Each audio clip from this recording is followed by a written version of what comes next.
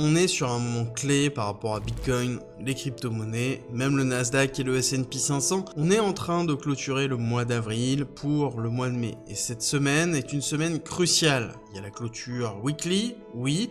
Il y a la clôture mensuelle, oui. Mais il y a aussi des chiffres très importants à surveiller qu'il va pas falloir louper. Notamment le premier, ça va être mercredi 30 avril avec le PIB T1 des USA. Globalement, c'est un chiffre qui va être surveillé pour voir si oui ou non on rentre en récession. On a de planifier 0,4, il ne faut surtout pas être en dessous de 0,4, ça veut dire qu'on rentrerait potentiellement dans une récession, surtout si on passe en négatif. C'est quelque chose qui va être surveillé de très près par les investisseurs et aussi par la Fed sur les différentes actions à mener, notamment sur les taux d'intérêt qui impactent directement le marché. Le deuxième chiffre, tout aussi important, voire même plus important, c'est vendredi 2 mai, le taux de chômage sur le mois d'avril, 4,2 en prévisionnel. Pareil, il ne faut pas dépasser 4,2, idéalement il faudrait être en dessous. C'est un chiffre qui est essentiel pour la Fed et qui pourrait donner une impulsion nécessaire pour que la Fed baisse ses taux, chose que le marché attend.